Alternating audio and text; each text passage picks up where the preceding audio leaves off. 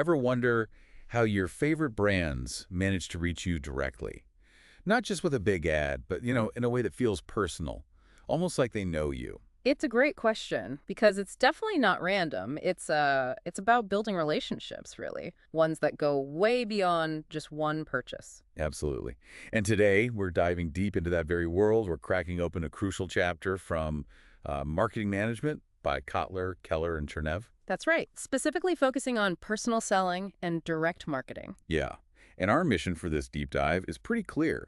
We want to unearth the core concepts, those frameworks and strategies behind these direct connections, make them clear, accessible. And connect the theory to what's happening in business today, because these methods, even the traditional ones, are constantly evolving. Especially with digital trends and, well, how we all behave as consumers now. Exactly. So you'll hear about the whole sales process, how companies actually design and manage their sales teams. And we'll explore those diverse channels, direct marketing uses like mail, email, websites, all that stuff. You might be surprised by some of the companies we mention, from, classics like Avon and Tupperware to maybe less obvious ones like Progressive Insurance or even Amway. Okay, so let's jump right in. Eh, Let's explore this art of direct connection, starting with personal selling. Okay. At its heart, this is about direct interaction, right? Yeah. That one-on-one or sometimes like one-to-many engagement Mm-hmm. with potential buyers. Right. The salesperson is there making presentations, answering questions, and ultimately trying to get that order. What makes it unique, though? Well, the book points out three key things. First, it's highly customized. Unlike a big ad blast, the message can be tweaked for each individual buyer. Tailored, yeah. Second, it's relationship oriented. These interactions can range from just a simple transaction to, deep long-term partnerships. Hmm. And third, it's response oriented. Buyers are actually encouraged to respond, ask questions, object. It's a two-way street. Which makes it super effective later in the buying process, Right. when you're trying to sway preferences or get someone to actually buy. Yeah. Exactly. It's powerful for influencing decisions and driving action. You see this with companies like Electrolux selling directly, or that classic Tupperware party model. Or Mary Kay, that one-to-many approach. And then you have Amway, which is huge globally. They combine direct selling with a multi-level structure where people earn from their own sales and from the sales of people they recruit and mentor. Interesting. So, okay, there's a process to this, right? It's not just random conversations. Definitely not. The source lays out 6 major steps: prospecting, pre-approach, presentation, persuasion, closing, and servicing. Though maybe we can focus on, say, prospecting, presentation, and closing for now. They're pretty key. Sounds good. So prospecting and qualifying. This is step one, finding potential leads and figuring out if they're actually worth pursuing. Right. And lots of companies, IBM, for example, have historically used that BANT acronym. BANT, budget, authority, need, and timeline. Does the prospect have the money, the power to buy, a real need, and a time frame? Exactly. But what's really changed here is the tech. Companies are now using data analytics, even AI, to sift through potential leads. How so? They're looking at all sorts of signals, hiring patterns, website activity, social media mentions to figure out who's genuinely interested and ready. It's about finding that sweet spot between getting enough leads, the quantity, and getting the right leads, the quality. So salespeople aren't just chasing ghosts. Precisely. It makes the whole pre-approach, figuring out how to contact someone, much more targeted. Should it be a visit, a call, an email? The data helps decide. Okay, then comes the presentation and demonstration. How do you actually tell the story? A really common and effective way is the FABV approach: features, advantages, benefits, and value. FABV. Right. Features are what it is, advantages are why that's good, benefits are what the customer gets. And value is what it's worth to them, often in money terms. But the crucial thing here isn't just knowing the letters, it's the shift it represents. Was shift. From just talking about the product listing features to really focusing on the customer. What are the economic, technical, social benefits? What's the overall value to them?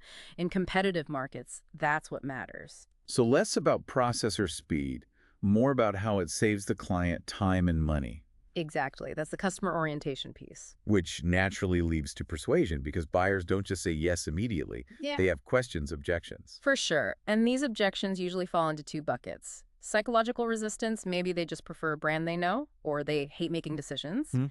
Or logical resistance, real concerns about price, delivery schedule, things like that. So how do good salespeople handle that? They don't just bat them away. They see them as opportunities, really. Yeah. To clarify, to reinforce the value, there's this great concept of selling the price rather than selling through price. Meaning justify the cost instead of just discounting. Exactly. One company actually retrained its team to focus on the value proposition, armed them with better data, and guess what? Margins went up significantly, not just revenue. Objections can actually strengthen the sale if handled well. Okay, makes sense. Then, the moment of truth. Closing. Absolutely critical. No close, no sale, right? Skilled reps learn to read the closing signs. Like what? Physical actions, maybe leaning forward and nodding, or statements like, so delivery would be, or asking specific questions about terms. And then they ask for the order. Yep. Directly ask or maybe summarize the key benefits again, or offer a small incentive like a service add-on or a token gift just to nudge them over the line. And it doesn't end there. They're servicing. Right. This is huge for long-term success. It's all about follow-up and maintenance after the sale, making sure the customer is happy, finding any problems early. And building that relationship for repeat business. Exactly. It solidifies the buyer's decision and keeps them loyal.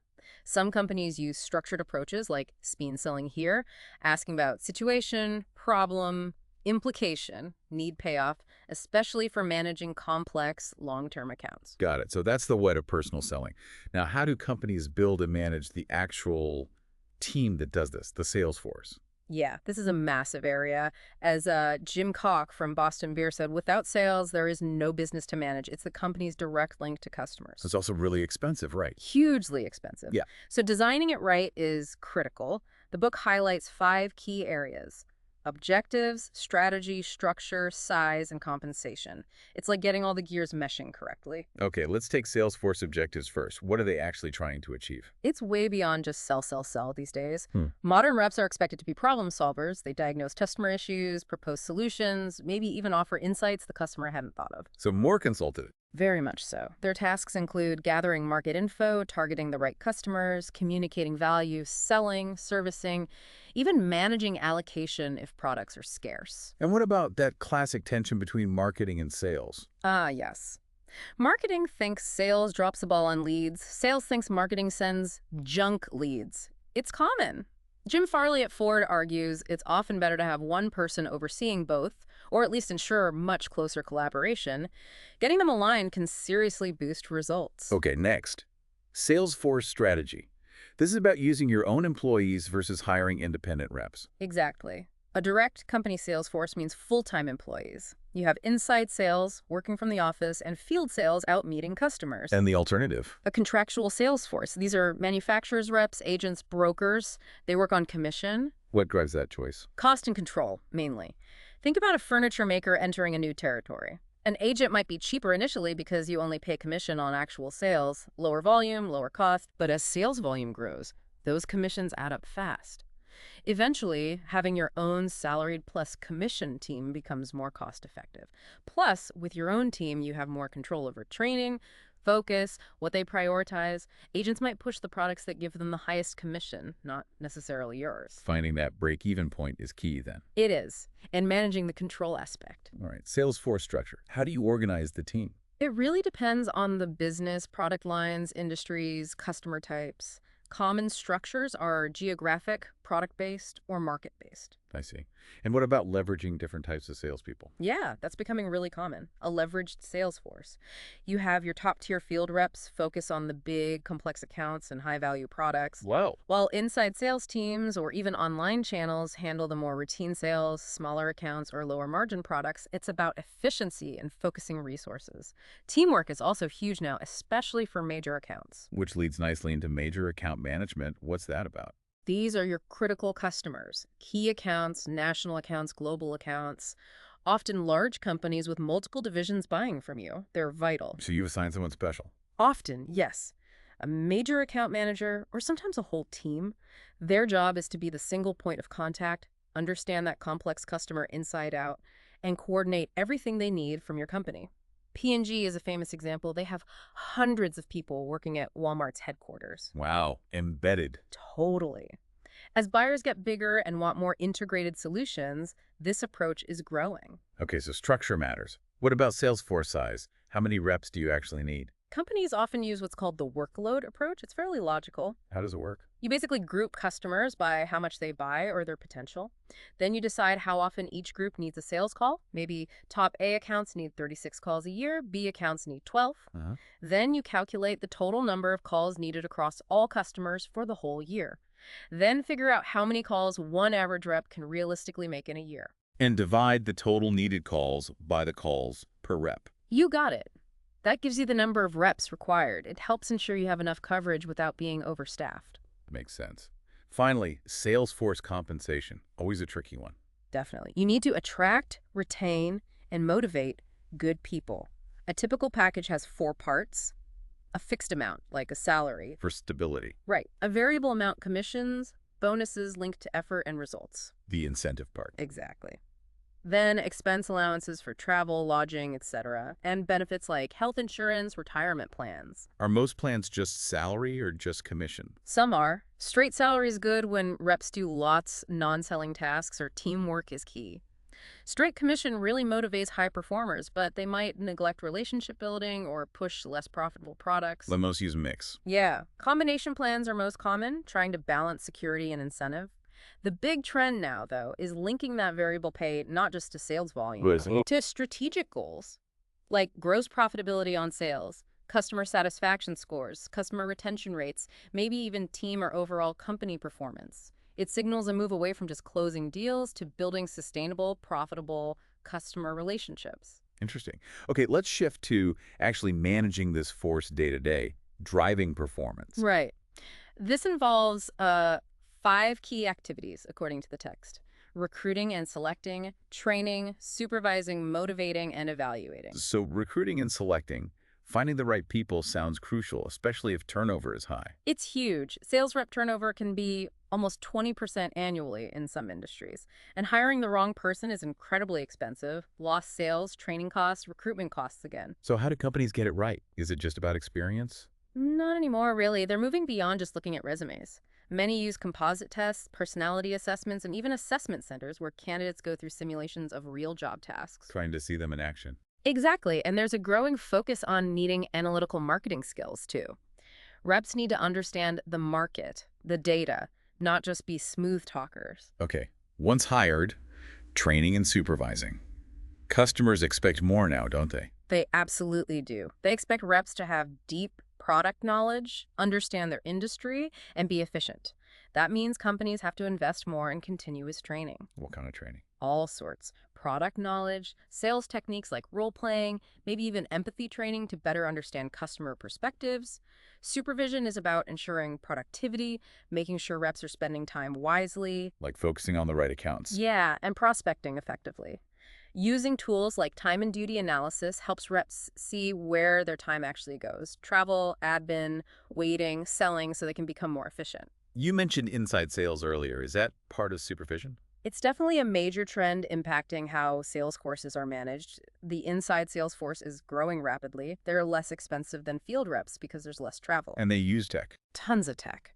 Web conferencing like WebEx or Zoom, CRM systems, LinkedIn Sales Navigator, social media.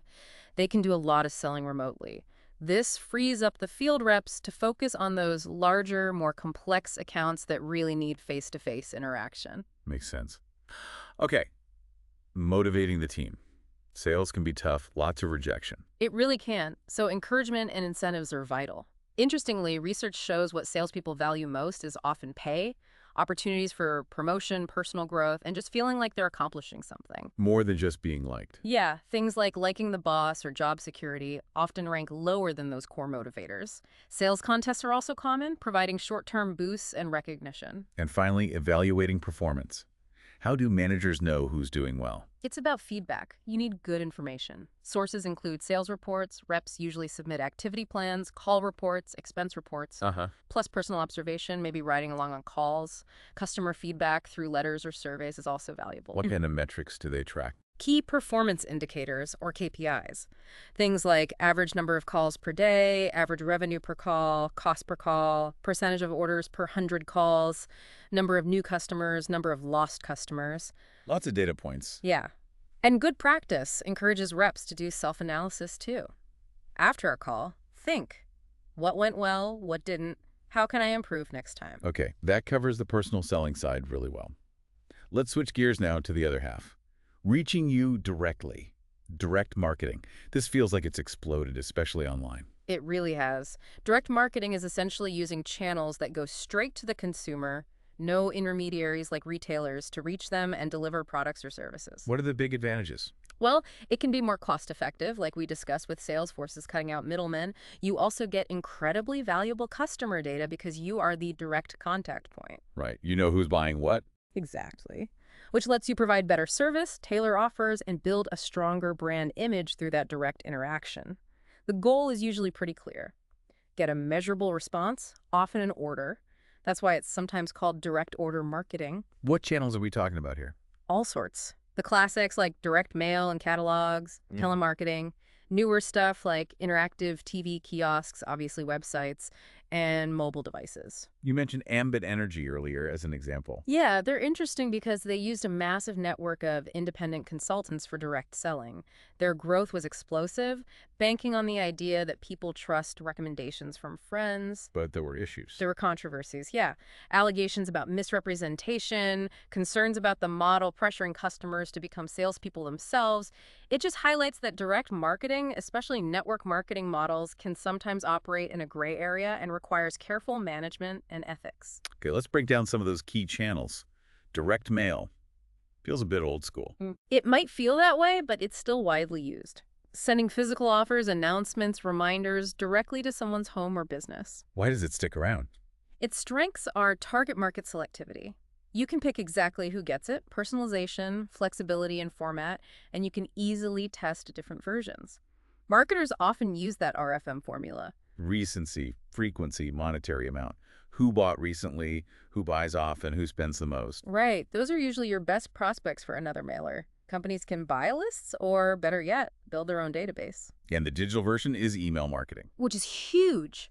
Super cost-effective, very productive. Some studies say it drives purchases way more effectively than social media ads. But we all get so much email. That's the challenge. It has to be timely, targeted, and relevant. Think about guilt groups sending different emails based on your past purchases, or FTD reminding you about birthdays and anniversaries. Permission is key, though. People hate spam, so opt-in lists are crucial. Privacy concerns are a big deal here. Okay, what about catalog marketing? Still getting those thick catalogs in the mail sometimes. Yep. Full-line catalogs, specialty ones, business-to-business catalogs. W.W. Granger is a good example. Massive print catalog, but also a powerful online searchable version. What makes catalogs work? Managing your mailing list carefully, controlling inventory, ensuring product quality, and projecting a really distinctive brand image. And of course, online catalogs offer global reach and save massively on print and postage. Then there's telemarketing. The dreaded phone calls. Well, yes and no. Using phones and call centers. Outbound telemarketing to consumers has definitely declined in effectiveness, partly due to do-not-call lists and regulations against robocalls for selling. But it's still used. Increasingly in B2B, for generating leads, qualifying prospects, setting up appointments for field reps, or managing existing accounts.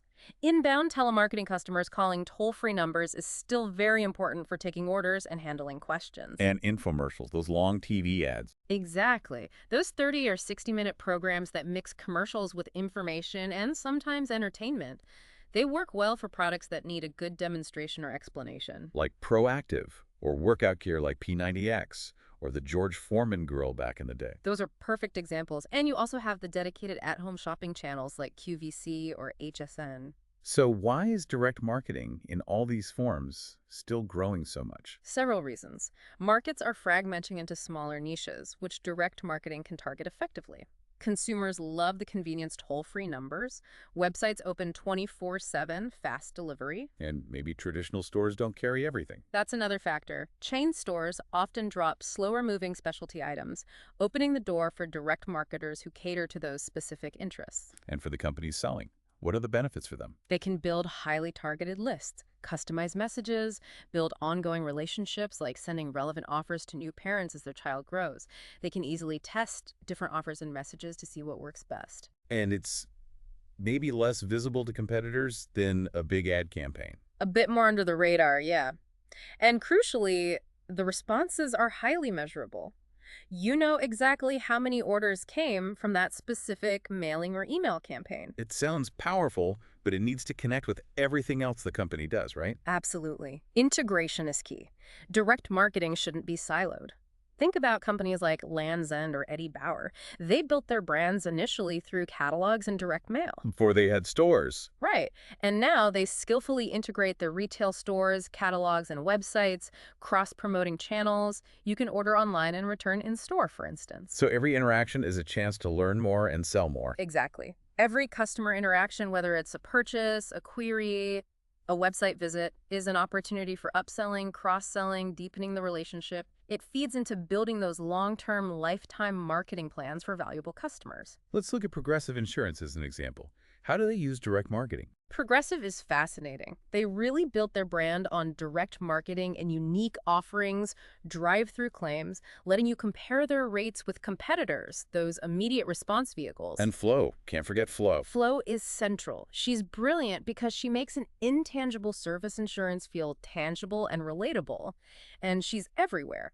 TV, mobile ads, apps, social media, even chatbots now. She connects all their direct channels. They use tech well too, right? Definitely. Online claims, rate tickers on their site, plus sophisticated tools for the independent agents who also sell their policies. They really embrace the direct model across the board. Okay, another classic example. Avon.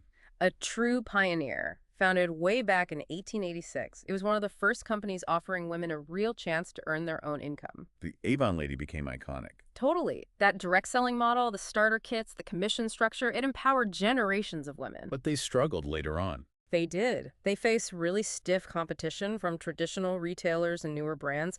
And honestly, they were slow to adapt to the rise of online marketing and social networking. Didn't connect with younger customers online. Not effectively enough initially. They realized they needed a major digital overhaul, so they invested heavily in revamping their website, partnered with Salesforce for CRM, poured money into IT and digital tools. Training their reps too. Big time. Training reps on how to use social media like Facebook and Instagram for selling, developing personalized beauty apps, really trying to modernize that relationship selling model. And they were acquired eventually. Yes, by Natran Co. in 2020, another large direct seller. It strengthened their global position and reinforced their focus on relationship selling, but now blending the online and offline much more effectively. So wrapping up, we've seen the power of both personal selling and direct marketing. That ability to form direct connections, drive sales. And how they're constantly adapting, aren't they? Technology, consumer behavior, it keeps changing the game. It really does. The world of direct connection is just getting more intricate, more personal. Which leaves us with a thought. As technology makes it easier and easier to connect directly, what is the next frontier in truly personalizing that sales experience? And maybe more importantly, how will companies strike that balance between technological efficiency and genuine human connection? That's a really good question. Balancing the tech with the touch, definitely something to ponder. Well, thanks for diving deep with us today on personal selling and direct marketing. It was great. We hope you keep exploring and keep diving deep into new knowledge.